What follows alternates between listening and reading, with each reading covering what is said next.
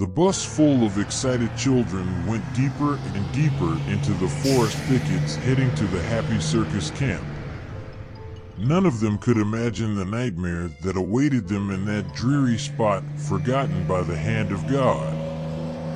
The little ones laughed and sang oblivious to the terror looming over them. The driver watched them through the rearview mirror with a malicious smirk, enjoying the innocence that would soon turn into desperation. After a tortuous road full of potholes and sharp turns, the bus stopped in front of an old cabin covered in vines.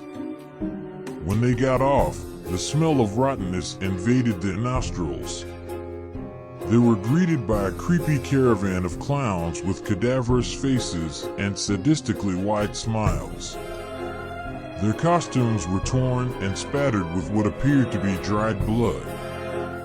Without making a sound, the clowns led them to the red canvas tents, also stained with dark browns. A chill ran down the children's spines. Inside, the stench was nauseating. There were rusty cages with human bones and skulls, bloody whips hanging on the walls, and chairs with straps to immobilize arms and legs. The children looked at each other terrified, confused whether this was real or part of a circus theme. The first few days they performed macabre activities like juggling sharp knives, walking on barbed wire over hungry crocodiles, and taming fierce lions. At night, when they tried to sleep, they heard spine-chilling laughs and scratches on the tents. One by one the children began to disappear, as if the darkness of the forest had swallowed them. The clowns insisted they had left early. But the truth was much more sinister. Each night, the clowns drew lots on who would be the next victim and dragged them deep into the woods to viciously tear them apart. One night, some children managed to follow one of the clowns who was taking a little girl by the arm. They watched hidden behind the trees how the clown devoured the bloody remains of their friend, laughing maniacally. The few children remaining planned their escape, but the forest paths seemed to move and always lead back to the evil camp. They were trapped in that damned place, doomed to a violent death far from their loved ones. Desperate, they went to the clown who seemed nicer, pleading with him to help them escape. The clown secretly agreed, but on the night of the escape, he was discovered by the others and torn to pieces in front of everyone as a warning.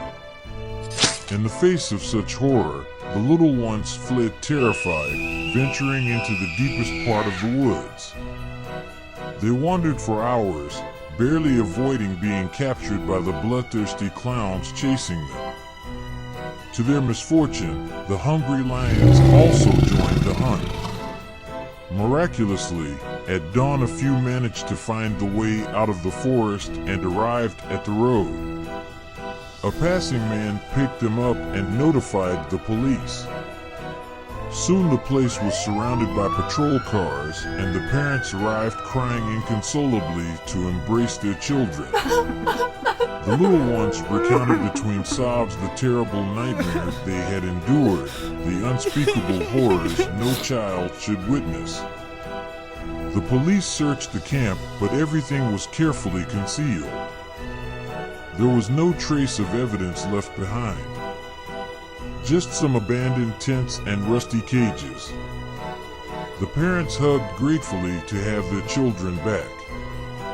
Over time, after extensive therapy, the children managed to regain part of their lost innocence, but the memories of that sinister circus camp they will never be able to erase.